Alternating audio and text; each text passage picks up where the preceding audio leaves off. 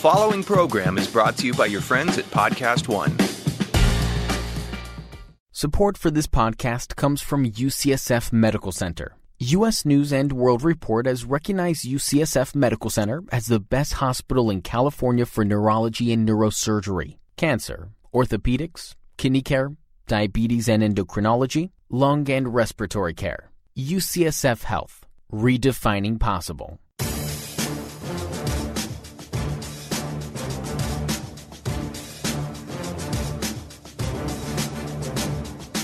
Welcome to RJ Bell's Dream Preview. Weekly winners from his Wise Guy Roundtable. Broadcasting from the pregame.com studios in Las Vegas. Here is RJ Bell. College football week 9 edition with my Wise Guy Roundtable. To my right, Brad Powers. Straight in front of me, Ken Thomson. And special guest, week number 2, back by popular demand, Steve Fezzik. And what a show, boys. What a show we got going today is we got a super trend. We got pros versus Joes. We got the public pounder coming up. We got a crossfire, but it's 2 against 1. Like Andre the Giant back in the day. We got one double like. 3 best bets. And to start off, always Brad versus the world. And this time, man, oh man, is it versus the world? This is Brad Powers against the AP, the Associated Press, and Ken Thomson in the same game. And how is he against them? It's because of his power rating. Brad ranks 130 teams every week. You can go up to pregame.com and hear that or see that up in the forums. And right now, you've got the Ohio State Buckeyes, and this is probably the game of the day, so it's great to be starting with it. You've got the Buckeyes, Brad, ranked what? Number 2 in my power ratings. Interesting. And AP says? Number 6. All right, so you think Ohio State much better. Ken Thomson, where do you got the Buckeyes? Well, I had them at 6, but then I saw that number 7 was Oklahoma, and I said, wait, how can that be? How can I not move Oklahoma ahead of Ohio State, consider they throttled them on Ohio State's field, so I dropped Ohio State down to 7. Interesting. Now, let's let Vegas have their say, perhaps. So where do you have Penn State, Ken, in your rankings? I have Penn State at number 3. Interesting. So Ohio State at home. Now, what would we say, Fez, home field for the Buckeyes is big game like this? 4? Yeah, go up to 4.5. 4.5. So the Buckeyes are favored by 7. So let me see. 4.5 is less than 7. So that's 2.5 additional points. So, Ken, maybe we start here. Is the betting market is saying Penn State is 2.5 points less the team you've got ranked over the Buckeyes, 2.5 points the lesser team. What do you say to that? I think it's bogus. I'm just wondering where they're getting that from as far as when you look at Ohio State's track record. They open up, they go to Indiana. They're struggling with a Hoosier team that right now hasn't won a game in the Big Ten. They're 0-4. It's a Hoosier team that led the game 21-20 with 4 minutes to go in the third quarter. When you look at the rest of Ohio State's schedule, the only game that they have a win against a team that has a winning record is Army. Army 6-2. And Army, 5 of their wins are against teams under 500. UNLV, at Rutgers, Maryland, a depleted Maryland team on a third-string quarterback, and at Nebraska. I mean, I just don't understand how Ohio State can be ranked that high. Look, I understand preseason polls. I understand they have a lot of talent. Dobbins is a good running back, but J.T. Barrett to me is the most overrated quarterback in college football. I've been saying that. I know his stats look great, 20 touchdowns, 1 interception. That's all well and good. But when you throw a pass more than 10 yards, J.T., let me know about it because it's few and far between. You know, we do have a great listenership, but I don't think J.T.'s necessarily listening right now. Oh, he may listen to the Say this guy in Vegas has been killing you. Let's talk about J.T. Barrett because obviously the idea he's been around so long makes it seem like, oh, this is a veteran. That's a good thing. But also he's probably had as many disappointing games as anybody with such a big name. Brad, right now at the college level, I'm not asking how they project out to the pros. At the college level, how many quarterbacks are better than J.T. Barrett if you were starting a team? At least 10, maybe even 15. So, but you think even if we're being a little pessimistic, Barrett's in the top 15 or 16? Yeah, absolutely. Anyone disagree with that? I'll say right around there. I think he's in the top 20. Okay. All right. And So let's start with your lean or like. So, for new listeners, and we're getting them all the time. And by the way, guys, we had a real nice uptick last week in listenership.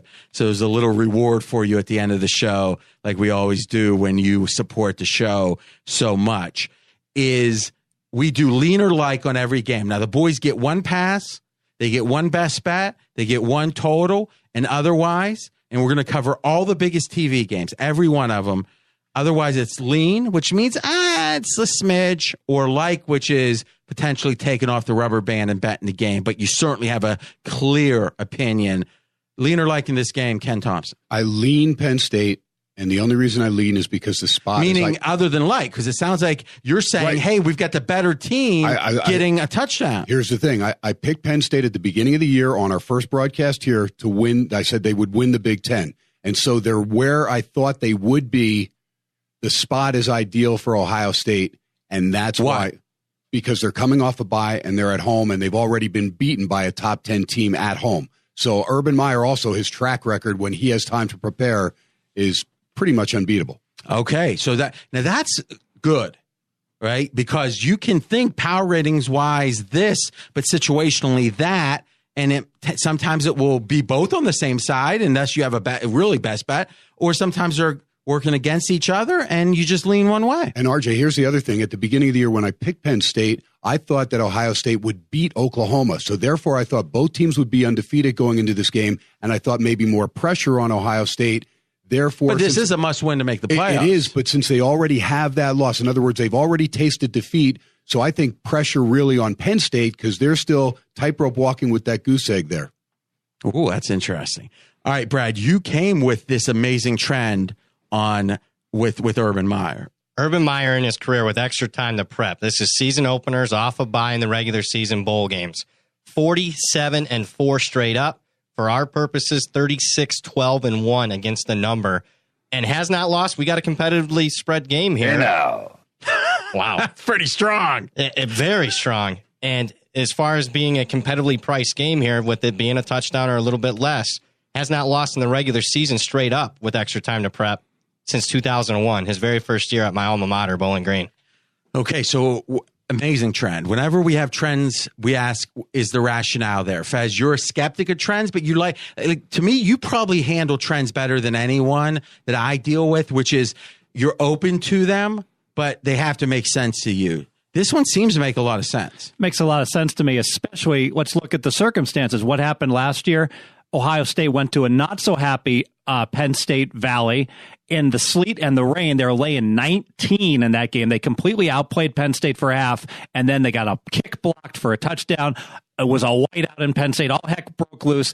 This game's been circled for a year for the Buckeyes, and they have extra time to prepare. Contrast that with Penn State. So how much is revenge in your handicap for the Buckeyes in this game? I think probably 1.5, and I think it's worth the point that Penn State just got their revenge on Michigan. They had their game of the year. Not this week. It was last week. You want to get up to that Spinal Tap 11 back-to-back weeks? Good luck with that. Brad, what do you think of the revenge side? I don't know if it's worth 1.5, but Urban Meyer also very good with revenge. I believe his last 34 times with revenge, 24-10 against the number in his career. So that's another good trend in his favor.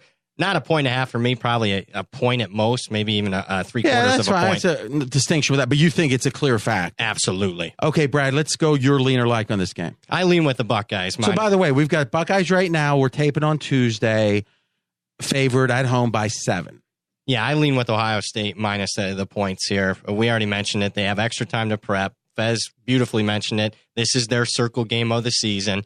And also, looking at the particular matchup, now, why isn't it not a like for me? We already brought it up as far as the J.T. Barrett thing. 21 touchdowns, 1 interception, but all 21 touchdown passes are against the poor teams that they played so far this season. He had an 0-1 ratio, the only top 10 team he played so far this season. So that's the question, and that is out there in my mind on why this isn't a like, because situation says you got to like Ohio State. My power ratings like Ohio State, and the revenge likes Ohio State. And we have a super trend that likes Ohio State. But it's only a lean for me because I do have that concern about J.T. Barrett.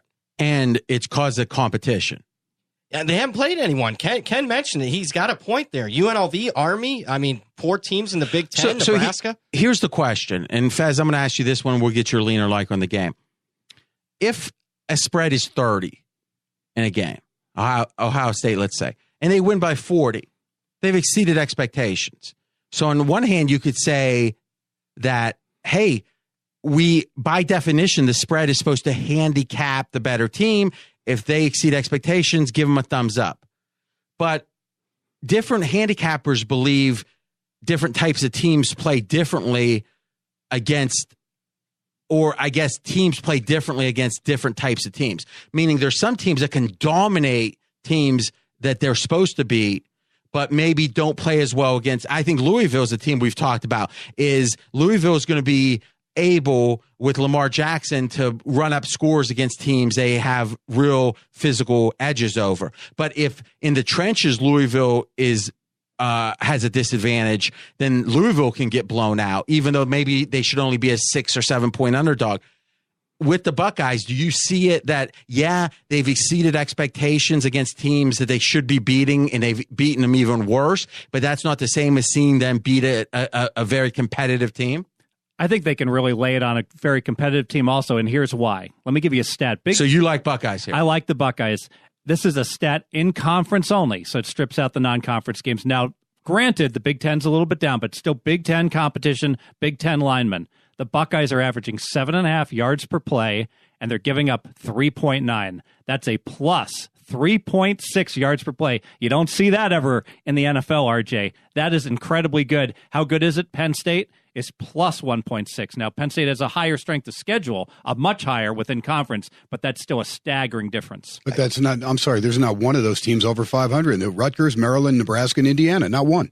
Still Big Ten competition. And no doubt about it is college football stats, you've got to weight by competition so much more in the NFL. There is a strength of schedule in the NFL, but we're smidgen here or there. This is huge differences. And I'm glad you brought up the competitively priced games, because the last 3 times they've been in a competitively priced game, it hasn't been a good look for the Buckeyes. Lose at home outright as a touchdown favorite against Oklahoma.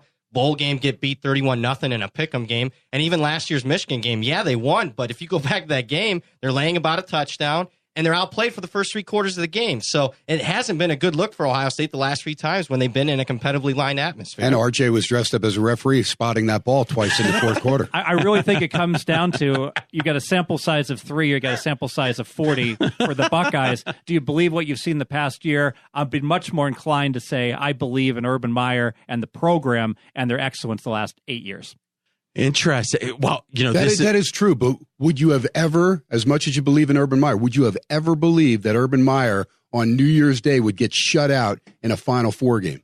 Yeah, that 31-0 against Clemson, that's an eye-opener because of his track record. His track record is that infallible. And we'll be talking about the Clemson game this week coming up soon. Here's what I would say is, I think this whole handicap comes down to how good you really think Penn State is, because AP does think, and can you think they're better than the Buckeyes? And if so, I don't think that if you're a better team that the situational advantage warrants 7. If you think the Buckeyes or Penn State's the better team, you got to take the 7 here, I think. I think what really dictates if you think the Buckeyes are the better team is how much you trust this domination against these lesser teams. And if you answer that question, sometimes, guys, we're going to try to give the answer, but, as Roddy Piper would say, he had some great lines. You remember those, Brad? Every time you think you know the answer, I change the question. All right, That's pretty good. That is good. Little Piper. But the fact of the matter is that I am skeptical of the Buckeyes, because I think when you're that physically superior, even when you're not playing well, you can blow out the lesser teams. It's like me playing basketball with my 9-year-old cousin, right? Or my niece. It's easier, right? Then it doesn't matter if I drank last night or if I didn't sleep a lot. I can still dominate. It's just if I'm playing someone competitive, now those deficiencies come in. The one thing that makes me happy about the Buckeyes, or optimistic, and then we'll go to the next game, is Joel Klatt, who I think a very sharp college football guy, and he's on with the Herd all the time, he says right now he thinks Ohio State's playing the best football in the country, even better than Alabama. I'm not saying that. And his point was they are throwing downfield. After that Oklahoma game, they've gone very vertical, and they really weren't like that before. And it was kind of good to have these lesser teams, to kind of get these changes integrated. Brad, you watch these games. Do you see the Buckeyes going downfield more? Yeah, I mean, as they've adapted to the Kevin Wilson offense, they have. But again, it's easier to go downfield when your guys are running wide open when you're playing Rutgers and Maryland. That and the fact, and Barrett has all day to throw. I mean, he's back there. There's not really been a lot of pressure on Barrett. And, with Penn State, with Penn State, there's a good chance you will get some pressure. We'll see how good he is. When Ken's fading the Buckeyes, you got to give him a countdown to get him to stop. But RJ, you remember week 1 when I said that Penn State would win the game. What's funny? You've only got a lead on this game. You called me on it. You've only got a lead. Here's the thing, RJ. There's certain spots that are perfect for teams. And last week there was a perfect spot for Notre Dame against USC, all over Notre Dame. 2, 1. That's it. We're done with that game. We're good. We're done. Ken says we can move on. Yes. Game number 2. And we talked about the power ratings. And here's the thing. And this is a really insightful comment. You should rate, if you do your ratings, rate your teams, and then put an A, B, or C beside those teams. A as in, I feel so good about, it might be the worst team, the best team. I feel so good about my handle on this team. A B is pretty good. And C is, I don't feel good. And then try to avoid betting games where you have 2 C's or even a B and a C. Ideally, you have at least 2 B's, if not more. And here's a game, UCLA, Washington. Washington at home, favored by 17. Brad, you have a very uncertain power rating on Washington. Yeah, I have them in my top 10. I mean, they looked the part early on in the season. They weren't playing very tough competition, but to their credit, they were blowing them out. Even a couple of Pac-12 teams where they exceeded my expectations in their games. But the reality is they haven't played a single team in the top 30 of my power rankings, and the only top 40 team they played. So who's this? This is Washington. Thank you, RJ. The Huskies, the only top 40 team Washington has played all season so far is Arizona State. And Washington was dominated in that game as a 2-touchdown plus favorite from start to finish. Now, wouldn't you say the pedigree of the coach? I think this is one of the best coaches. It has people probably believing in Washington more than what has happened on the field should justify. An astute point there. Absolutely. I think that's the case. But personnel-wise, Washington is not nearly as strong as what they were a year ago. All right, so you're passing. You're only passing on this game. Yep. All right, Steve Fezzik, lean or like on this game? Going to lean with Washington. This is going to be a common theme amongst the one-loss premium teams. I think this is the time of year style points count. I think that you're looking at that Final Four. Am I going to get in? Am I going to get out? What's the projections? I got to win every game, and I got to win big, and I think it matters. By style points it's a game where you should be able to name the score. Now, 17, and it's UCLA, you shouldn't be able to name the score. But if you have a chance, if you're up 14 late, you probably want that last touchdown. Or that last field goal like Wisconsin kicked with 10 seconds left last week. Okay, so lean, though. So why not a like? I hate laying 17. It's that simple. It's that when in doubt. But you will. I mean, I will. Correct me if I'm wrong, but some of your biggest bet, it's kind of weird because you stay away from laying the big numbers, obviously in NFL, but also college. But occasionally some of your biggest bets will be on big favorites. Yeah, I might have like 8 bets. In any one month, I might have 8 bets on a double-digit dog in college, and maybe 3 or 4 I'll be laying. So 2-to-1 ratio. Okay. And by the way, red hot in the colleges, your premium stuff up at pregame.com. These are your very best of your best. Last Saturday?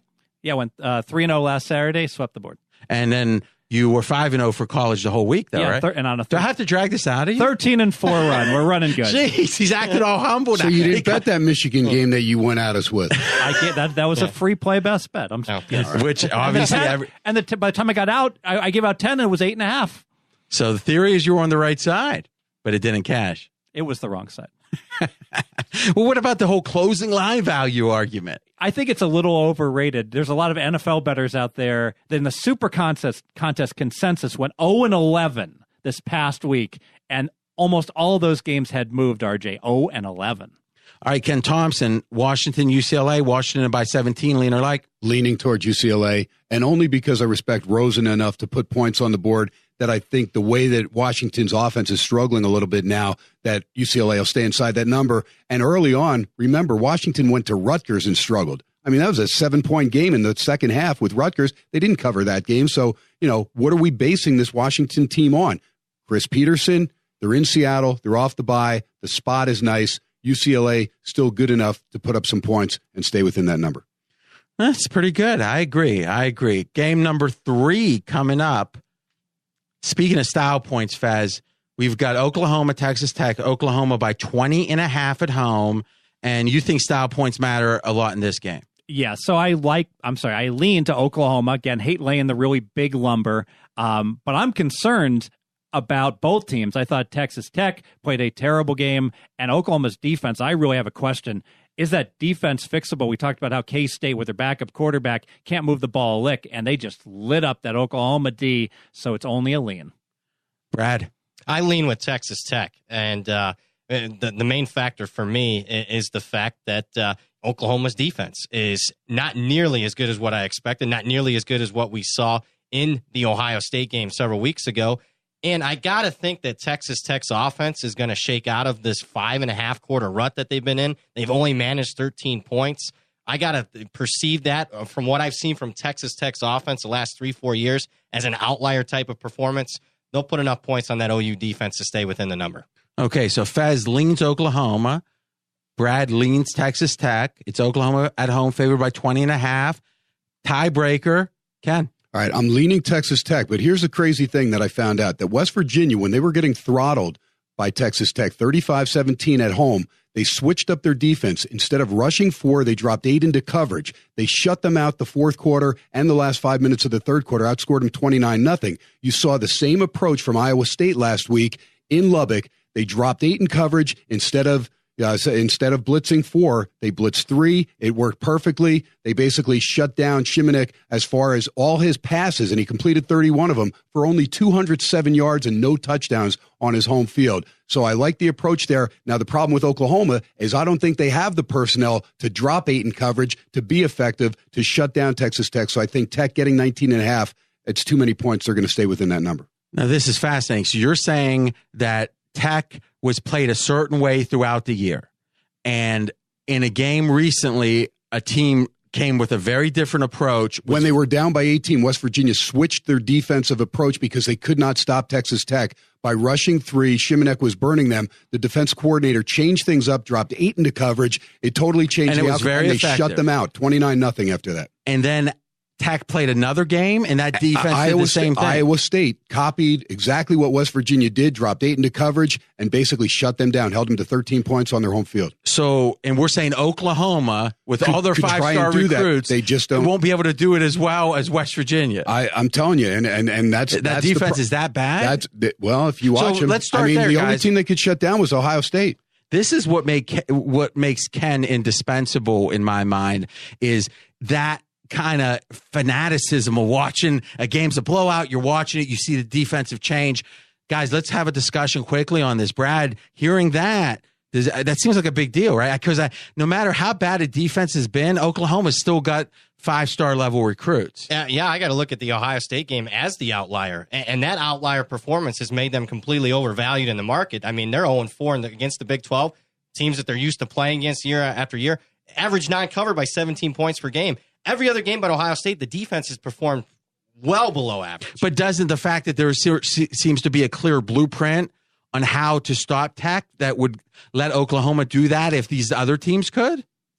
He's on to something a little bit there, but I'm not necessarily sure Oklahoma's capable of doing it. If you can't shut down a backup quarterback, Kansas State, a third-string quarterback against Iowa State. And we're not saying they're not going to win by 15 points, RJ. They're laying 19.5 points. But what I'm saying is this, is if it was just one team that did it unexpectedly in a game, and then next game we were handicapping, I'd say, well, there's going to be a counter move to that. Usually it's just like in any martial arts or something. Well, you would think now Texas Tech, Kingsbury's going to have another counter move to come back and say, look, this is the way they're playing us now. But wouldn't he have had that the week after the West Virginia Evidently game? he didn't, because they got throttled at home. And maybe that's an exploitable element of their offense that's going to be exploitable. Now it's been identified. I just think if the Oklahoma defense had those 5-star recruits, there was a clear blueprint to stop Kansas State with their stiff quarterback, and yet K-State put 35 on them. And Oklahoma certainly didn't have the scheme to stop Texas Tech last year. They allowed 854 yards to Texas Tech with all those 4- and 5-star recruits.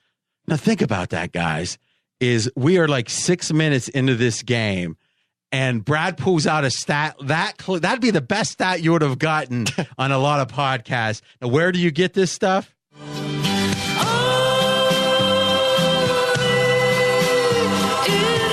Only in the Dream Preview. Good stuff, Brad. Good stuff. Next game. This is the baby that, quite frankly, I didn't want to cover, but Fez liked it so much that we had to. Fez likes this game. We're going to start with him. WVU, as we called it back home. Okie State on the road, favored by 7.5. We'll take the country roads, the home team, plus the 7.5. West Virginia, all about cluster injuries. You like those mountain mamas, didn't you? I don't want to go there. All about cluster injuries on the O-line. Remember that Pitt game when Oklahoma State went in and scored 49 in the first half? I do. Said, this is the best offense with Rudolph. That was you saying he's going to win the Heisman. This is an undervalued team. Well, the team I watched this past Saturday, their center is out. Then their right guard goes down, and the offense is... And who is this? For Oklahoma State. So they're the one with the cluster injuries on the offense. How bad did it get against Texas? It's 10-7. 4th and goal from the 1. Oh, we got to take the points and kick the field goal and turn it over to our defense. This offense is a shell of what it was with those O-line injuries. All right, so Fez likes West Virginia here, plus 7.5. All right, Ken, you actually have a lean in this baby. Yeah, I'm going to lean to Oklahoma State. In fact, I did play Oklahoma State minus the 7. Brad actually got a better number than I did because he was there again at the win when the numbers came out. So he got under 7, the line up to 7.5. So I don't like it as far as to give it out, but I did play it at 7. I do lean to Oklahoma State. I still think the offense is prolific enough to be able to put up enough points to cover at West Virginia. I'm not sold on West Virginia's defense. Again, I know they made the adjustments against Texas Tech. I respect Greer a lot. I think he's a solid quarterback, and I think they've played Texas Christian better than anybody else. TCU, the only undefeated team in the Big 12, they've played better than anybody else. I haven't heard Texas Christian for a long time. Right. I started. Yeah, but TCU, and so it's just a gut feel, RJ. Sometimes you go. With the gut feel. Especially with the lean, right? We're forcing it. Well, it is. I mean, if this game's 10, right, you like West Virginia. But I did put my money on it, though. I put my money on it at 7. Wait, 7 at 7? At 7. I would not lay the hook, though. I would not. So you bet Okie State at 7. I did. Now you're till lean. And it shows you, especially in a key number like 7, it can swing it. Exactly. I don't want anybody else to put their, in other words, like Brad will say, if you got to the dance late, no sense going. Some novice listeners might say, "What? You don't like it at you bet it?" That's the dumb guy voice, right? You bet it at 7, but you don't like it at 7.5. Well, no, right? That is a huge chunk of your value, especially with such a key number: 3, 7, 10, 14. The key numbers in football. All right, Brad. So on this game, you've got actually. Oh, well, let's talk about the win for a second because. They open up. They're the world openers sometimes, but BetOnline will open earlier too for like Nichols Offshore. The Vegas opener every week is Johnny Avello. Give him credit down at the Win. And Avello's got some gamble in him, who runs the sportsbook down there. Nice guy. He's done a lot of radio with us. How many? We talked about this before. What's the max limit bet down there? 2 dimes. 2 dimes. And you're down there, and there's only about a dozen other people. That's it. Only 10 or 12. The same people each and every week. Okay. Now, are you getting to know some of those guys Absolutely. and starting to trade some information? A little bit. It seems to be after the bets are made. More give than take. Oh, so I learned I learned my lesson a little bit there. Yeah, Vegas. I mean, they saw a farm boy coming. Yeah. From Cleveland. They said, "Hey, this guy, we're going to act like he's part of the club and get some good." Well, the fact they want to take your information is probably a good sign. I think I did know one guy there really well, but they overheard me talking, and I learned to keep my mouth shut a little bit because they were ahead of me in line. They bet my games before me, and they're not afraid to move them a half a point. I mean, after one bet, that's how soft of a market it is. Well, yeah. Well, it's a sign of, there used to be in Fez, you might have dealt with this. Did you ever deal with the outlaw line? No.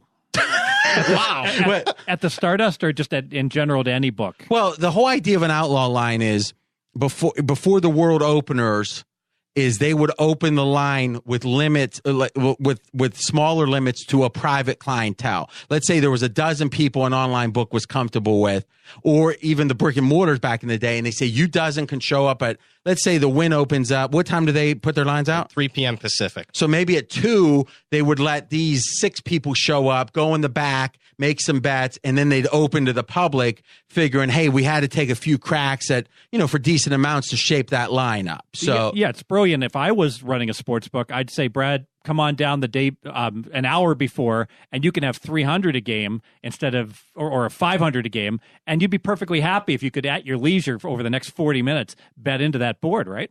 Absolutely. And again, you can see how much Brad's respected and worked many years with Phil Steele, moved out to Vegas, and you should follow him on Twitter.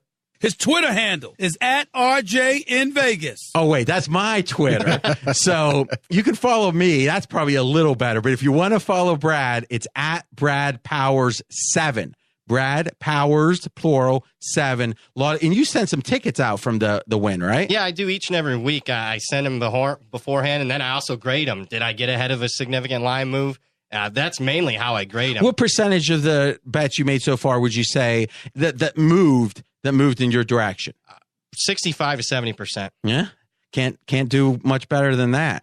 All right, so lean or like in this game, it's Okie State favored by 7.5 at West Virginia. I took off the rubber band at the win on this game with Oklahoma State at -6.5, I believe. But right now, at current 7.5, since it is a key number, lean with Oklahoma State. We've talked about their offense. One thing I did like is that their offense had such a poor performance last week on the road against Texas when they needed their defense to step up. This is Oklahoma State? This is Oklahoma State. When they needed their defense to step up and win a game for them on the road in a hostile environment, their defense was capable of doing it. On the flip side, West Virginia's defense, I don't know if they're capable of making several stops in this game on Oklahoma State's offense. So better defense, off an outlier poor performance on offense. I liked Oklahoma State at -6.5, lean Oklahoma State at the current 7.5. Next game, and we're getting to some juicy stuff. Crossfire in a couple games, pros versus Joes, 3 best bets, bunch of stuff coming up on the Dream Preview. I'm RJ Bell, Brad Powers, Ken Thomson, Steve Fezzik. Next, Public Pounder. This is when the public goes wild. Texas A&M favored, actually a 1-point dog. Wow, this is fascinating. 1-point dog. This is really fascinating. So A&M opened as a 2-point favorite. Now they're a 1-point dog, but there's 92% of the money and 85% of the bets on A&M. So that opener must have been a real bad line at Bet Online. This is a game to look into with that line move, but what we know objectively is 92% of the cash on Texas A&M in this game. And Fez, Fez, you're passing this baby, and Ken likes it. So Ken, we're going to start with you. Yeah, I'm going to go with Texas A&M. It's hard to go against the 12th man, especially off the bye. And the one thing I like about their quarterback, Kellen Mond, who, of course, was not the starter at the beginning of the year, is this guy, he's not flashy. He's just a blue-collar, lunch pail type guy that goes in there and gets it and understands that the starting quarterback from the beginning of the year is ready to come back, but he's still going to just go about his business and do what Coach Sumlin asks him to do. And I think that's why Sumlin likes him, because he feels he can rely on him, and he's somebody that's listening to directions. You have 2 good running backs in Williams and Ford that are 12 touchdowns on the ground, and that takes pressure off Christian Kirk, who's one of the best receivers in the country, but still really has yet to have a breakout game. He had one decent game. I expect him to have a big game coming off the bye, and I think A&M's the right side. Mississippi State has not shown me anything on the road. They're a home-road dichotomy, as we talk about in this industry. Oh, good stuff there from Ken. Likes A&M. You going to hit me with Huey? Why? Well, it's a public pounder. Well, it's a public. Remember now. All right. I want to hear this. I don't mind if you're on the same side as the public unless the sharps are going the other way. Fair enough. Right? But in this case, it just blows my and Fez, I mean, you read the market, in my opinion, better than anybody that I know, and I know a lot of them, a lot of the boys, as they say, is what's going on with this move. All the and again, applepregame.com, it's not like every one of the, we've got a huge amount of action that we track. And right now, and this is Tuesday, this game had $17,000 on it. So, I mean, this is not small fry money early in the week on Tuesday. What are you seeing with this line move? I actually talked to my math betting group on this game, so I got good information with it, because I was like, Ken, I like Texas A&M. So real quick, math betting group. Math betting group tells me I'm completely wrong. They said their math model that doesn't incorporate anything else, just the pure math, yards per play and adjustments, has A&M should be a 3-point underdog, and they told me I was making this. I was about to make the square bet here on Texas A&M. Okay, so everyone's on A&M, but the line's moving the other way, huh? I could hit him with Huey, but retroactively hitting him with Huey, I don't think that's fair. That's fair. But the fact that I guess the groups haven't moved with Mississippi State because we're not seeing it in the cash numbers. Well, I think what happened is that the books rate these guys as an A+ that bet Mississippi even though they're State. not betting huge money. Right. And so the books are saying, hey, they got the memo. They want the Texas A&M money. And every dollar bet is not created equal. They do things books do called booking faces, right? Which is old brick and mortar. You walk up, guy has been beating you for 10 years, bets a nickel. You're going to take that very seriously. Where a drunk guy from New Jersey that owns a few gas stations, they might bet 30 dimes and not necessarily move the line. So far what we're seeing is Ken on A&M. Line move is giving him a plus number, but that line move seems to be driven by some sharp money on Mississippi State. Who do you like on this one, Brad? I don't like Eileen with A&M. I like the spot for them. They're coming off a bye, very confident, off a nice win against Florida prior to the bye. They're at home with revenge, a team that outright upset them last year when they were ranked in the top 5 in the country. Just the spot for me, at home, confident team with an ever-improving young quarterback, Texas A&M to lean. So this is interesting. Is Ken had A&M. Yeah. You were anxious for me to hit him with Huey. Like Schadenfreude, as a German said, you wanted to see someone else's pain. No. I want you to hit me with Huey. So you are a masochist. Oh. Because that's the thing. He wanted Ken to get hit with Huey, even though he would have got hit with Huey. It would have been funny if I hit you with Huey, and I wish I would have thought of that. Shoot. All right, next game. Super trend game for Mr. Brad Powers, Georgia, Florida. Georgia favored on the road by 14 points. It is the largest. My records go back to 1976.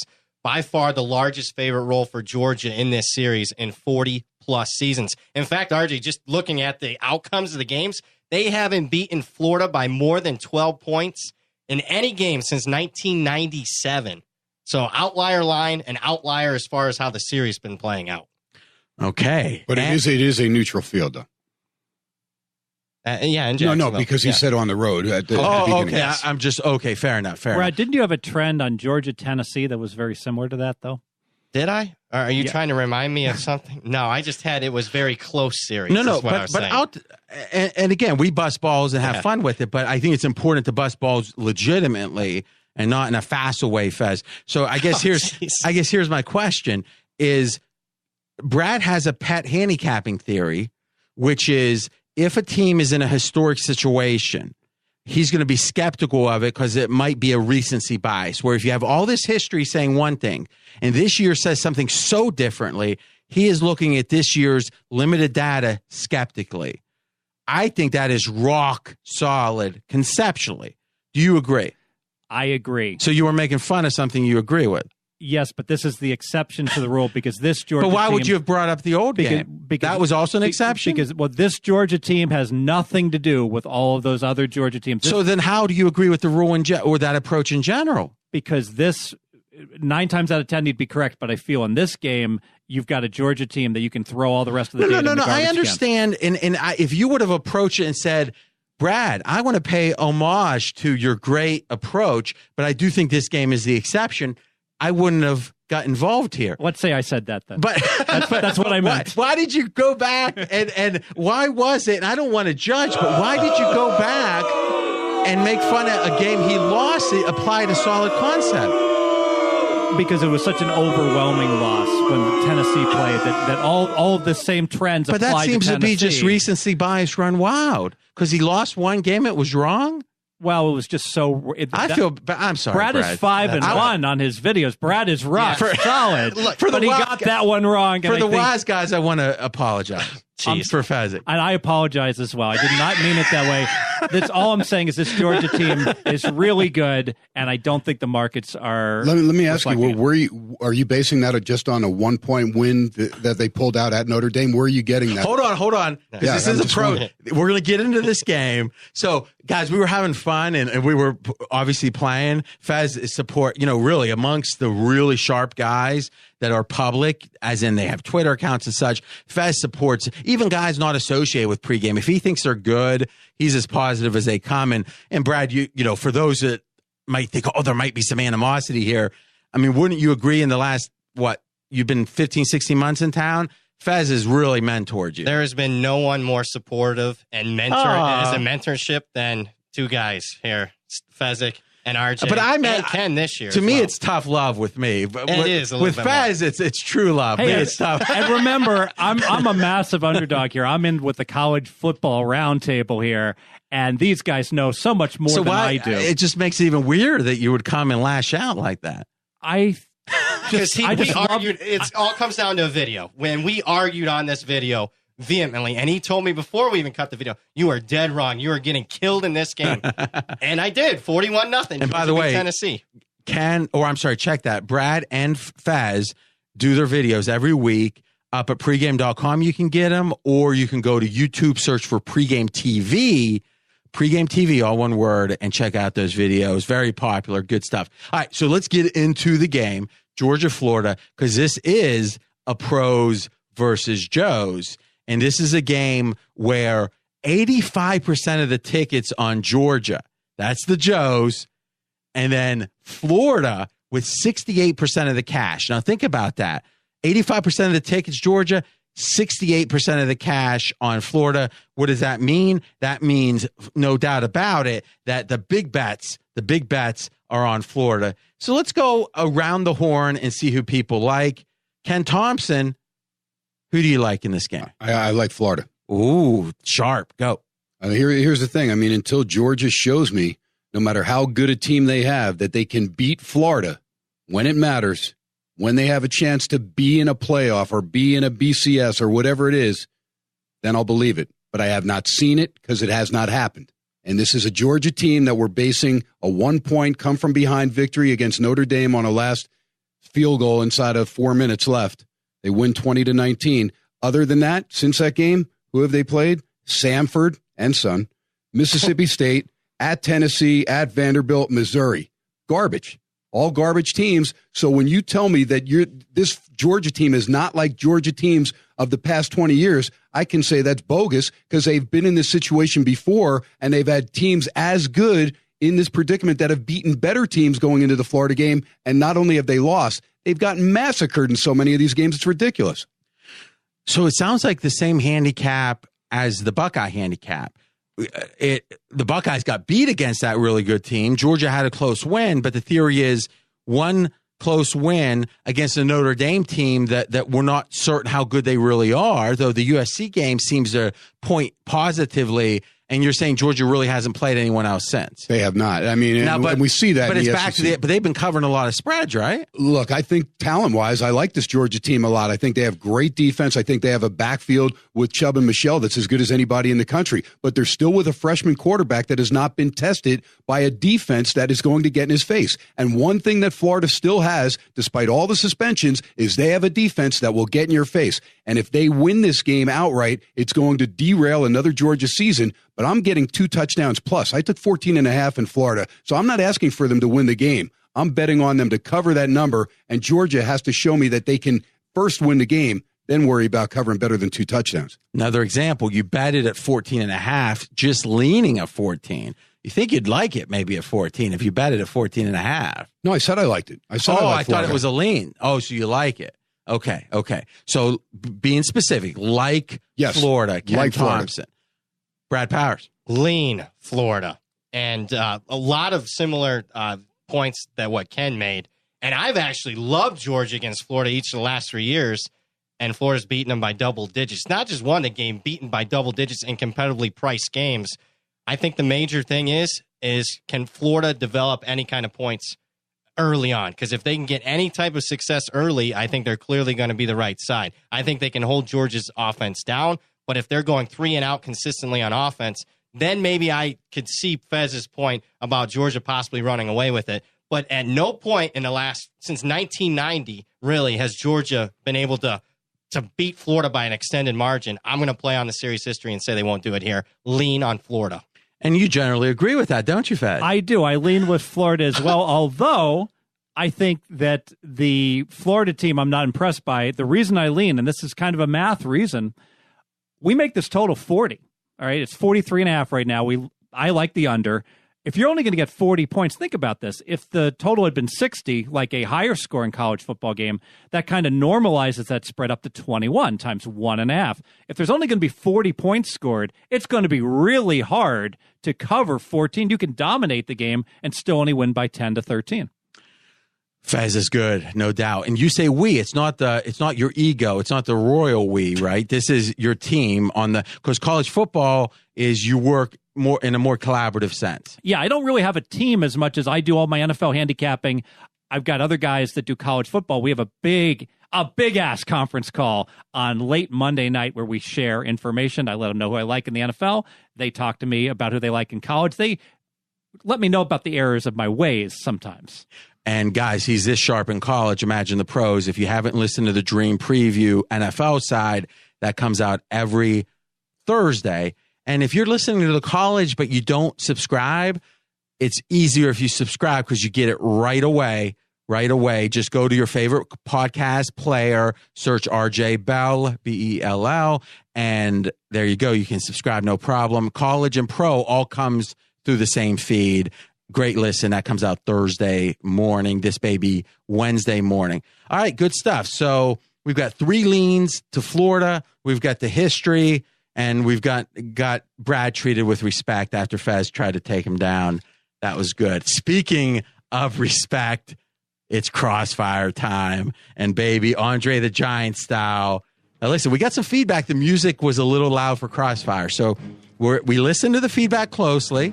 We're going down a little with the music, and let us know if it's good now. Here we go. Arizona, Washington State, right? Yes. Yep. Washington State on the road, favored by 3 with some extra juice.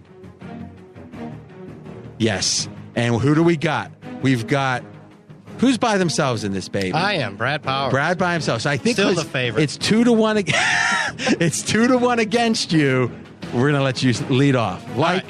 Here's why I like Washington State in this one. I really loved them at -2.5, pulled off the rubber band, but I still like them here. This is a team that has the much, much better defense in this matchup. Allow more than 10 points per game less than an overrated Arizona team that's getting all this publicity in the market because of their outstanding quarterback, Khalil Tate. Well, the reality is Khalil Tate, the Arizona quarterback, hasn't really played a legitimate defense in these last 3 games. UCLA, California, Colorado, Washington State much better. And oh yeah, by the way, what was the final score in this game last year? Final score, 69-7. You mean to tell me in 1 year's time, with a better Washington State team than we had a year ago, that they can't lay 3 and cover the number? Give me the Cougars minus the points. That was an impassioned, that was a good delivery. Thumbs up. All right, Ken, you're the rock in the sharp chair here. You get to start your response. That's the thing. I mean, and you talk about Cal. Isn't this the Cal team that held Wazoo to 3 points, sacked them 9 times? Are you kidding me? And then Arizona, 2 weeks later, goes into Cal and wins the game outright, puts up over 40. So now you're talking about Khalil Tate. Yeah, let's talk about Lamar Jackson. The year before, I'm sure Louisville got throttled by many teams, but Lamar Jackson stepped on the scene, totally changed things. Now you have Khalil Tate. He's done the same thing in his 3 games. He's rushed for 645 yards in 3 games. Totally changed everything down in Tucson. It's a nighttime crowd. Rich Rod's job will be safe after they knock off Wazoo, who, by the way, will be playing their 3rd road game. Got throttled by Cal, beat an Oregon team that had a 3rd-string quarterback making his first appearance. That's your 1 road win. Good luck when you get throttled by double digits. Strong. Fez, tag in. Let's talk weather here. So nice win for Washington State in Pullman in the cold, the rain, and the wind, which it often is in Washington State. You're getting a little too like fiction, right? It's like poetry now. He's got the wind, the rain. It was a dark and stormy night in Pullman, but now it's going to be a nice, hot, and humid night in the 80 degrees here in the desert of Arizona. That is an enormous adjustment that the odds makers do not adjust for, and they should advantage Arizona. All right, Brad, you get to respond. Just cherry pick what you want to fight back on. I'll fight back on the Cal game. Outlier performance. Washington State's outgains Cal in the game. They were -7 turnovers. Well, that's why we're getting line value here, because they had a game where they had 7 turnovers. And no, Alabama's not going to beat a team if they're -7 in turnovers. And as far as the weather goes... What caused the turnovers? 9 sacks, maybe? But come on, Ken, we got to agree, turnovers in general have a huge element of luck, too. Agreed, RJ, and some of those turned into quick points as far as for Cal with short fields, so you don't have to go so far to score points. So if you're that is true, too. Yeah. When you have an extreme turnover edge. And 2 of them were inside the red zone right away. It's easier for the other team to have a yardage. Absolutely. But I also saw them turn the football over 3 times in California territory deep inside. That's why we're getting line value here. And the reality is, Khalil Tate's so great, but they have a 3-point win and a 1-point win, lucky, in double overtime in a game that they were favored by 4. And they don't pull that one out, all this Khalil Tate talk is for nothing. They'd be 1-2 in their last 3 games. Woulda, shoulda, coulda. I'm looking at what they are. If my aunt had balls, oh wait. Yeah, there you go. She'd be your uncle, you know that. All right, Fez, any last thoughts from you? I think the revenge factor favors the home team here. The dog getting beat 7-69. This line is set where the power ratings make it, basically. You just beat me 69-7. It's circled. It's personal. What last thing, RJ, is that Arizona is king of sacks. They have 16 sacks. They've only allowed 5, where Wazoo has allowed 18 sacks already on Falk. He's basically back there just hoping that they protect him. So all 3 of the boys liked the game. Fez, Ken Thomson, Arizona, Brad, Washington State. Brad, I got to be honest, I think I took you on this one, because I think that turnover and the whole misleading final took the air. I could see physically you responded to that and said, yeah, maybe if the turnovers led to the misleading, stats versus final. Do you want to move down to the lane? No, I'm good. I bet it. I'm fine. I'm good. We'll see it come Saturday night. Good body language. I think you're going to be able to lay 2 right before the game starts as well. Double down. We'll see. I like the confidence. Double down. That was savage. All right, good stuff, guys. Boy, you got to love the competition. Got to love it. All right, next game. Oh, sharp money. Matty Holt, CG Technology, vice president over there, biggest bookmaker in Nevada. It's objectively that simple. He gives us the sharpest games early in the week. And right now, one of the sharpest is in this game. Georgia Tech, Clemson. Clemson up to, they're a 14.5-point favorite at home. And Georgia Tech, sharp. Georgia Tech. All right, Faz, lean or like in this game? I'm calling an audible. Whoa, there's no audibles. What? Well, first, let's get on the show. You can call an audible. Hold on. But who did you plan on having? I had planned on Clemson to bounce back and to be on them. But I knew I'd get Huey. And the fact all the sharp money is on Georgia Tech, I think it's a clear indication that Clemson's quarterback is not healthy. And if your quarterback is not healthy, you do not want to lay 14.5. Now listen, you're not changing because you didn't get hit with Huey, because you actually don't mind it if you feel strongly. But I love this. It's like a poker hand, right? Imagine someone not going all in, but making a big 4X raise with aces. Flop comes king, queen, and 2 diamonds. If you bet, someone raises you, it's not pride. It's not pride and guts that makes you go all in. It's smarts that make you think, maybe I should fold this hand because of new information. What can I beat? It's either a coin flip or I'm crushed. In that case. So you're saying, hey, with the information I had a couple hours ago, I like this, And now I've got new information. I haven't bet yet, so I'm calling an audible. To me, I love that, to be candid with you, because it's the way you've got to approach. As new information comes, you apply it. Now, if you've already bet that, you better feel strongly if you got to bet it back and lose the VIG. But either way, it matters how much the new information sways you. But you still got hit with you. So that's going to be the new rule. You can call an audible, but you're going to get hit with Huey based upon what you planned coming in before the new information. RJ, you know, that's a great point, because a lot of people don't talk about that, where they realize they made a mistake early in the week, and then you take the lesser hit, you lose the VIG, and you try to get that same number and back on the other side. And that's got to be a pretty big swing, yes. though, is you got to go enough to think one way is over 52.4%, and then the other way, because even if you think the other way is 49%, or the other way is 51, let's say, and you're at 49 with your original bet, it's better to sit on it than lose the VIG in that case, unless it's a bankroll issue, which gets more complicated. And first, Fez, do you agree with that? I very much agree with it. And a wise guy betting secret, like Ken and I do this all the time. Ken sends me plays that he's planning on making, and every now and then, 1 out of 10, I'll say, are you sure? Hey, you got this situation. This coach just got fired. And maybe I'll talk about a 1 out of 10 bets. But what I'm saying is this. Let's say you would have bet Clemson. The standard for you to say, oh, I wish I wouldn't have bet Clemson, is lower than the standard of saying, oh, I'm going to buy back my bet on Georgia Tech. That's even a higher standard, because now you're getting the VIG involved as a second time on the second bet. Right. Even if I think I got only a 49% bet, I'm going to stick with it rather than pay more VIG. That's a pro tip, guys. That is a pro tip.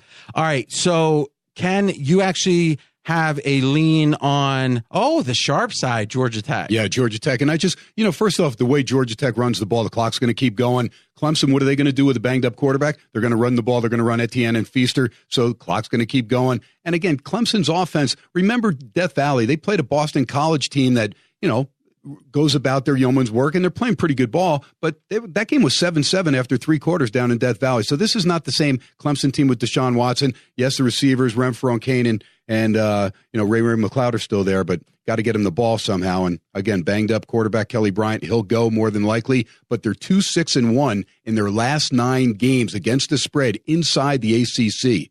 So that's Clemson. Clemson is 2-6-1 in their last 9 inside conference. ATS. Obviously. Okay. So the option, you mentioned in prep the idea of the time off against the option. Yeah. Oh, yeah. It definitely makes sense. If you have an extra week to prepare for a team that runs the option, it's gonna help you. And that's why, I'm not taking off the rubber band to take Georgia Tech in this game, because I like the team. I like Marshall, the quarterback. They don't make a lot of mistakes. It's a Paul Johnson trait that, they don't turn the ball over a lot. So the extra Clemson time is a factor. Negate, yes. Okay. All right, so Brad, you only get one total. You've got this one, and part of it is Kelly Bryant and his ankle. Yeah, and you know what? I'm going to call an audible, and I'm going to go under. I said lean under 49.5 here in the guys' talk. I like under here. Number one is Clemson's quarterback. I don't think he's 100%, particularly everyone's talking about the concussion. I worry, obviously concussions are very important and everything, but it's the ankle that has me more worried than anything. This is a guy 2 weeks ago in the loss against Syracuse, Kelly Bryant, that looked to me barely 50%. He barely could walk, let alone run. And that's the best part of Clemson's offense this year that opens up the rest of the playbook is his running ability. So the question for me is, I don't think he's going to be 100%. I think he's going to be 80%. So that means less quarterback runs. But on the positive side is Clemson's defense, not only having a week to prepare, an extra one, but also they've proven in the past that they can stop the option. They held Georgia Tech last year to a season low total yards, rush yards, and points. I like this Clemson defensive front to disrupt the Georgia Tech offense. I like under 49.5. Yeah, good stuff there. And I also think when you have, in fact, we talk about this on the Dream Preview all the time, NFL, which is when you have a quarterback that's banged up and you get a lead, you usually are even more conservative. So if Clemson does get out ahead by 17 and the total is 49.5 on this baby, they probably slow this game down, void hits on the QB. Real good correlated parlay here, dog and under. Ooh, that's interesting. All right, so Fez, he came in strong, proudly, Clemson, reevaluated, so now he has a lean on Tech, can lean on Tech. Brad, strong, like on the under. And Fez makes a good point. If you do like Tech and you like Brad's rationale, a correlated parlay is if one of the events happens, it's more likely the second event happens, and thus there's a correlation between the under and Georgia Tech. Great stuff. All right, number 9 game. And after this, guys, it's the one double like, and 3 best bets. And this one is a strong total play. It's Michigan State, Northwestern. It's Michigan State on the road, favored by 2.5, but the total is 40.5. Fez, your total. Really low total, but I like the under here, RJ. I watched both of these games last Saturday closely. Some misleading final scores. The Michigan State-Indiana game, we were sitting on 12 points with just about 5 minutes to play, and somehow Michigan State gets 14 points in the final 5 minutes, including a touchdown when Indiana let them score to get the ball back. Talk about a phony 7 points. And then the Iowa-Northwestern game was a dead nut under game.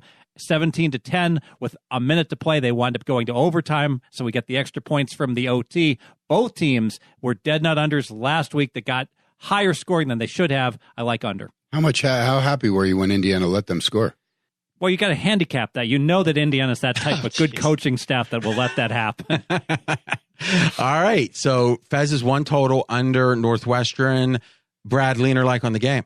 I lean Northwestern, and piggybacking off of what Fez just mentioned, I had a wrong side winner with Michigan State last week on a video. Fez had a best bet on Michigan State, clearly outplayed, wrong side almost the whole game. They're trailing at home in a spot that I thought was very good for them. 9-3, they score a touchdown with like 5 minutes left, Michigan State does, and then Indiana gift wraps them and allows them to score that late touchdown for us to get the cover. This is an overrated Michigan State team that I said was even a little bit overrated last week. I just was playing on them because of the spot. They continue to be overrated. I like the home dog. Lean with the home dog. Lean only. Ken?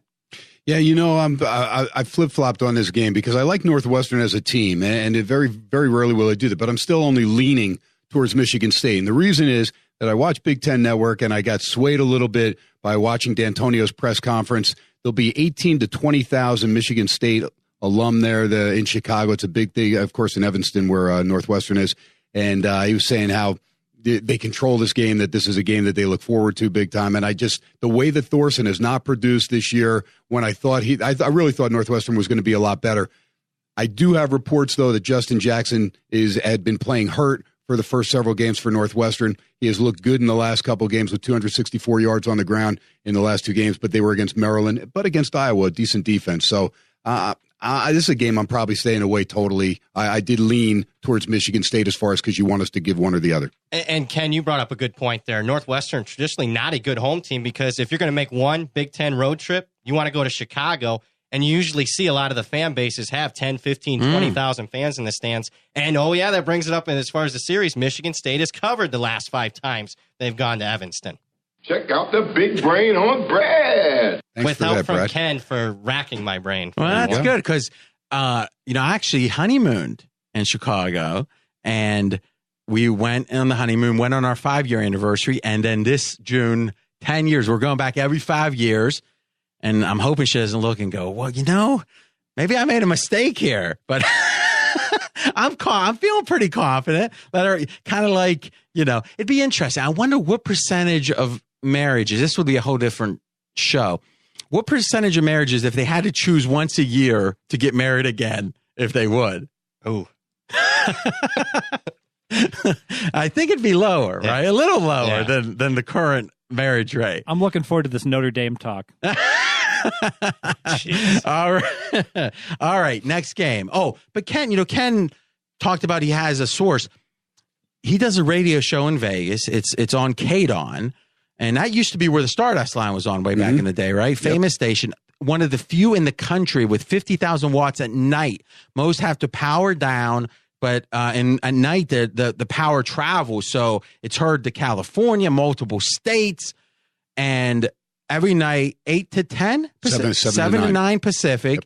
Brad, you're on for what? The whole hour or the whole 2 hours? 2 hours on Monday. 2 hours on Monday, and you get some tap water. Have you eaten anything since I mentioned that? No. Still not? No. Hey, look, we don't serve vegan. Oh, jeez. And you can follow Ken on Twitter at SportsXRadio. SportsXRadio. And check out that show and other good stuff from Ken. Okay, double likes and then 3 best bets. And this baby, NC State, Notre Dame at home, favored by 7. And we've got a like from both Ken and Brad. Fez, not so much. Let's start with Brad.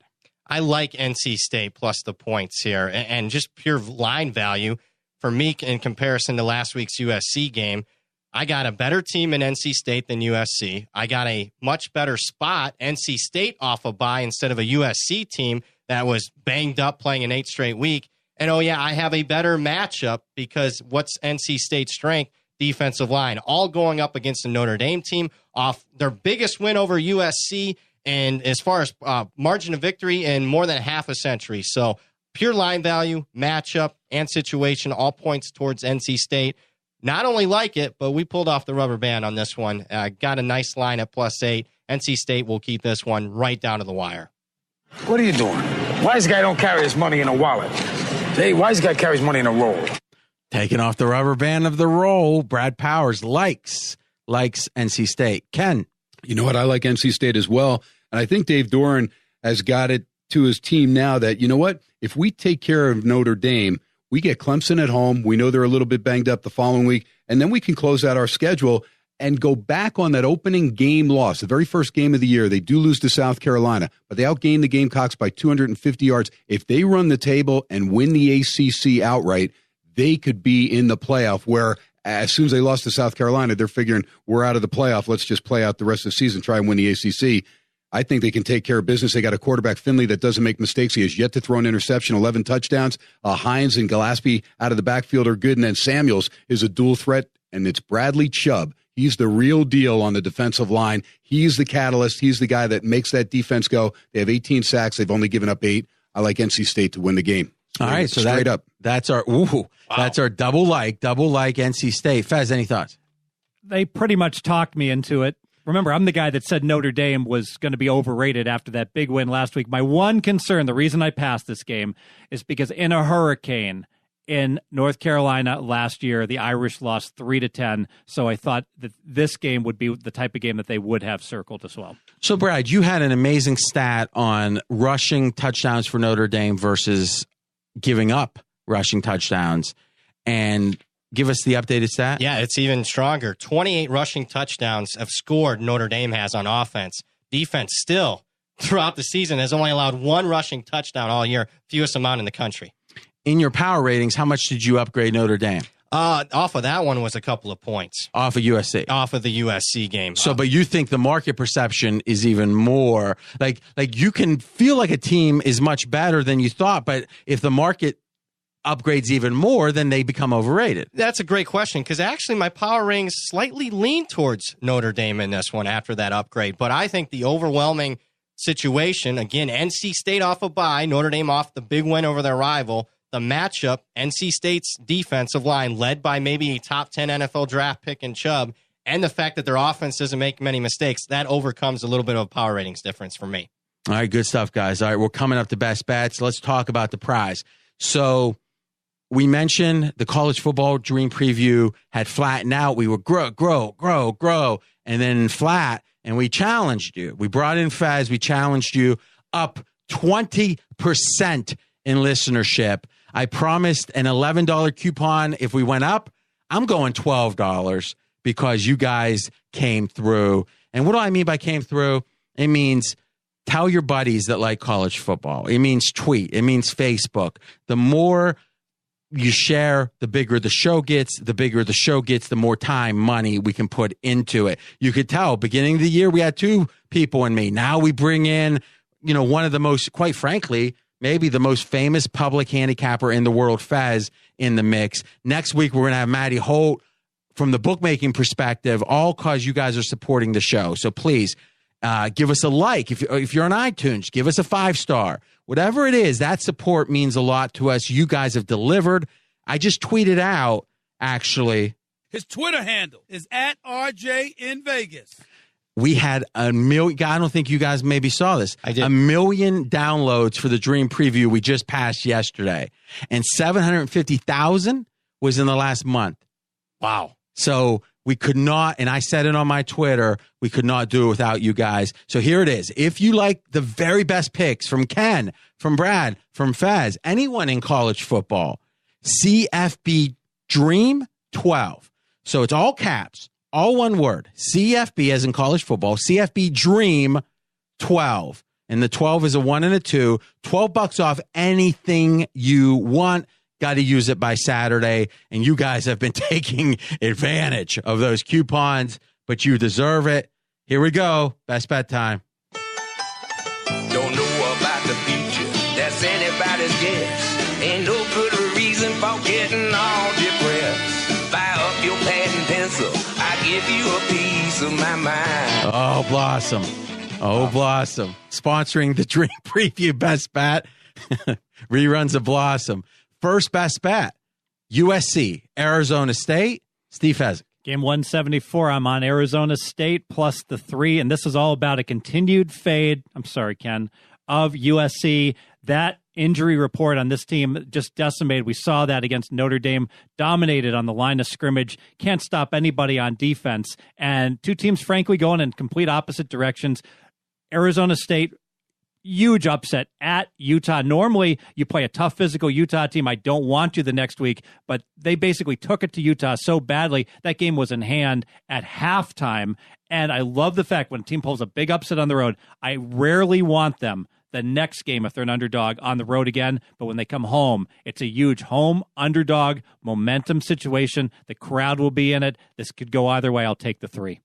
Arizona State plus the 3 at home. Looks like it's moving up towards 3.5 as you're a master line move predictor. Do you bet this early or wait? Really don't know. USC is still a public team. Not sure.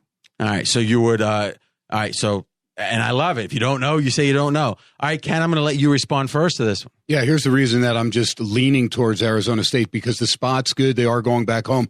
But again, Arizona State is going up in class now against an offense, yes, as banged up as they are. They played that same Utah team, the game that I was at, and that took something out of Utah as well. So when Utah went back home, Arizona State, they went up there, they took care of business. How they took care of business that handily, 30-10, when you look at the stats, you're kind of blown away because they weren't flashy.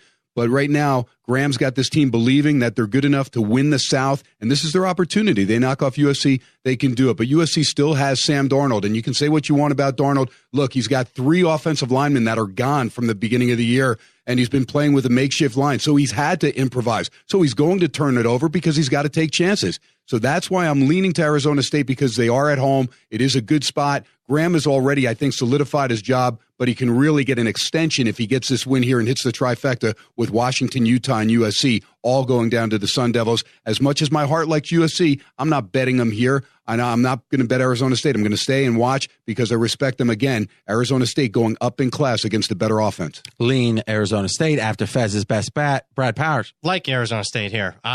Dead against USC, a team banged up, playing a 9th straight week. They didn't have much energy, a lot of quit even, I thought I saw at the end of the Notre Dame game. And Arizona State starting to believe in themselves big time. And I don't think it's been very phony when you dominate a game and you're the more physical team against Washington. Then after a physical big win, you go on the road to Salt Lake City and take on one of the most physical teams in the Pac-12 in Utah and dominate them. I'm really believing in this Arizona State team, and shockingly, because of their defense, not their offense, I did take off the rubber band. This is another one early, but plus 4.5. Still like it, plus 3. Sun Devils win this game, Fez, outright. Good stuff, guys. That was strong info. I might be betting that baby myself. All right, 2 games left. Ken Thomson, Louisville, Wake Forest, best bet. Yeah, Louisville, it's a thing with Lamar Jackson. You're going to give me the best player by far on the field against Wake Forest. Look, I know Wake Forest is at home, but they were at home against Florida State and lost by a touchdown. Same Florida State team that just lost to Louisville. Yeah, I know they had the game circled because they gave up 70 to Louisville last year. How'd that work out for them? Still couldn't win. Jimbo Fisher melted down at the end of that game. But Louisville quietly going about their business. Why? Because Lamar Jackson is still the best athlete in college football. Louisville single-handedly wins it because of Lamar Jackson. Right now, Louisville favored by 3 on the road. Wake Forest. Check that. Brad, nothing from you. Faz, anything on this one? Just in terms of line value, they were laying 34 last year. Now they're only laying 3. That looks like a bargain.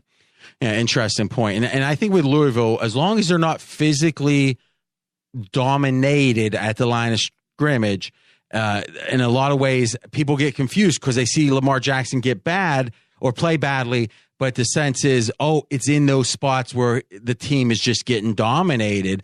And when that's not the case, he's the differentiator. So I certainly, at minimum, lean that way. Best bet from Ken. All right, last best bet, guys. And from Brad Powers, now listen, he does the dream preview with us here. He does his power ratings. Great stuff. We talked about it on Twitter, at Brad Power 7. Other stuff in the forums, videos. I mean, this guy is a fountain. You know how you have like unlimited Coke Zero? That's my drink. But sometimes if I'm celebrating, I'll have full sugar Mountain Dew, right? Just to feel like I'm young. But I like, you ever go to a place like there's that Texas Day Brazil here. Great food. I mean, amazing. But they charge you for each Coke, a cola. And they bring you these little glass bottles and charge you like $3.50. Now I'm dropping half $100 on the buffet. I want unlimited fountain Pepsi. So as a principle, I love that place, but I'm suffering because I won't go and pay $10 for those drinks. I know it's stupid, but hey, that's me. I'm stubborn when it comes to that stuff. Well, Brad, you're like all the Mountain Dew you can drink when it comes to free content in college football. Great stuff. Check it out. Pregame.com, his Twitter. Best bet time. I'm going with TCU in a competitively priced game against Iowa State. The Horned Frogs only -6.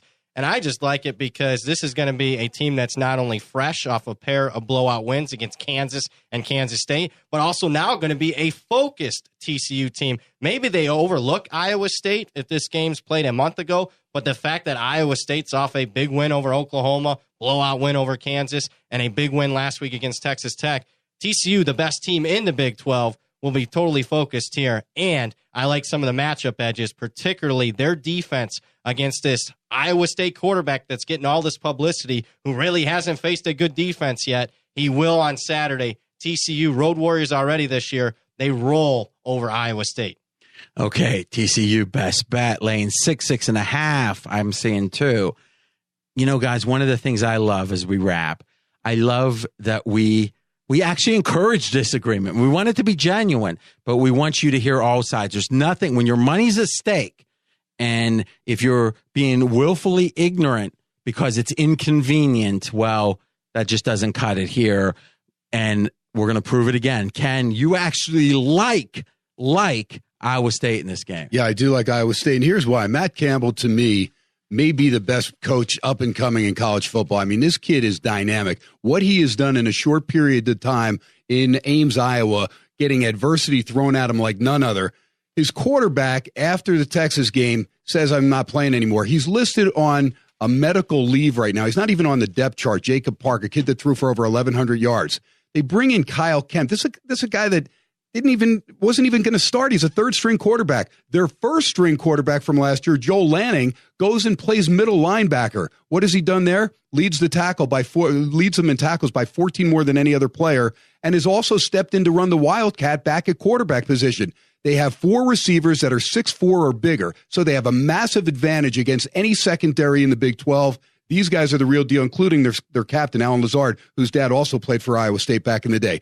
They go to Texas Tech, and they shut down the Red Raiders. I was on the wrong side of that game, but I stayed and I watched the entire game because I wanted to see how good this Iowa State team really was, how far they'd come. And they have come massive measurements compared to what I thought they would be at the beginning of the year. David Montgomery is their starting running back, who's dynamic as well, and he's a guy that wasn't even supposed to be their starting back at the beginning of the year. So you give me a new coach, you give me a new quarterback, a new running back, 4-6-4 receivers. I'm taking a shot. It's the biggest game in Ames, Iowa, since the Iowa loss in overtime early in the season. But this is bigger because they can win the Big 12. They're not just competing now. They can win the Big 12. They went into Norman, Oklahoma, and beat the Sooners. Nobody else has done that outside of your Buckeyes last year, but that was non-conference. All right, so Brad, obviously that's not going to change your mind because this is a best bet. Was there anything he said that you can either attack and say, oh, no, you're way wrong on that point, or something he said that causes you, good point, but I'm okay with it? No concerns. The quarterback's been fine and dandy for 3 games, but again, has not played a legitimate defense yet, and I'm concerned. There's a reason. Hey, you said Matt Campbell's so smart. Well, if he's so smart, then why was this kid third string coming in the season? I think there's a reason for it, and I think it's going to prove itself come Saturday. That's called pecking order, and Joel Lanning was the heir apparent and had played last year, and then Jacob Park was an up-and-coming kid, and it really put up great numbers, and there was not going to be a switch unless he declared that he was medically, there's something wrong with him, and they still have not come out and given us the information. I don't know about you, RJ, but I want to bet on both of these teams right now, and they're playing each other, so maybe I wait and pass this one. Well, I tell you, I lean towards Brad when it's his best bet, but impassioned on both sides. And when you were talking about, one of you guys mentioned how smart someone was, and I just thought of the old John Cougar line. I went to a party for Jackie Onassis. If you're so smart, why don't you wear glasses? Oh, wow. Little JCM for the fans. All right, guys. Great stuff. You can see how legit we are when it comes, or legit, I guess isn't the right word because I can't judge that myself. Obviously, I believe it, but how sincere we are in getting the information out there. And speaking of that, obviously we have the NFL Dream Preview we mentioned. But one other thing, Brad and Fez with professional radio, Vegas guy Steve Cofield and me on Fox Radio, Friday night, 11 to midnight Pacific, Saturday night, 10 to midnight Pacific. The feedback's been awesome. Fox is happy. First national show ever. And we'll talk to you. And one last thing. We are doing a separate podcast, which is a little 5-minute baby on the Friday game with Florida State. So check me out on Twitter, @RJ in Vegas. I'll be sending you the link. We're separating that, but so many people have been asking for the weekday stuff. We're going to give you one weekday game a week @RJ in Vegas. Talk to you there. Thanks for listening to RJ Bell's Dream Preview. Catch the Wise Guy Roundtable each week. College football released on Wednesday, NFL on Thursday. Don't miss any winners. Subscribe on Apple Podcasts or wherever you listen. Visit podcastone.com and download the Podcast One app. Have a question for RJ? You can contact him directly on Twitter @RJ in Vegas. Live the dream with us each week. The Serial Killer Podcast, hosted by me, Thomas Warburg Thune, is the podcast dedicated to serial killers, who they were, what they did, and how. Join me as I sit down bi-weekly to bring you, dear listener, into the dark land of serial murder and psychopathy. The show goes into graphic detail on the most infamous and lesser-known serial killers from around the world, with each episode covering one unique serial killer. So far, the show has covered serial killer superstars such as BTK, Jeffrey Dahmer, and the Yorkshire Ripper, and lesser-known killers such as Elias Abuelazan and Anatoly Onoprienko. Be advised, this show is not for children as it takes you deep into the twisted world of ultimate evil. You can find me exclusively at podcastone.com or on the new Podcast One app. Also, don't forget to rate and review on Apple Podcasts. Hey, it's Jay Moore, and it is time, finally, for America's Lakers podcast. That's right, I'm going to be hosting America's Lakers podcast. My man Aaron Larsoul, an analytical genius, he's going to bring to the table what I can't every Wednesday. America's Lakers podcast exclusively at podcastone.com, the podcastone.com app, which I highly recommend. You can rate and review this podcast on all Apple products. And guess what we're not going to do? We're not going to bathe in the gossip and the gratuitous negativity that's been swallowing Los Angeles whole lately. Who did what? Who snitched? Who said what? How about truth? How about facts? How about statistics? How about rotations? What's Luke Walton thinking? Who's underperforming? Who's overachieving? Who's rewarded? Who's coming? Who's going? And what are we going to do with all that delightful, delicious cap space? America's Lakers podcast with me, Jay Moore, and my man, my brother, Aaron Larsoul, every Wednesday, podcastone.com. Your Halloween parties are spooky good because you skip the supermarket and fly straight to Smart & Final, your Halloween headquarters. You want some candy? There's a whole aisle of candy, treats, pumpkins, party supplies, and spooktacular prices up to 25% lower than supermarkets. Plus, Foster Farms whole chicken or picnic pack are 89 cents a pound, limit 4 packs. And 64-ounce First Street 100% apple juice or cider, just 99 cents. Smart & Final for Halloween. Bring on the boom!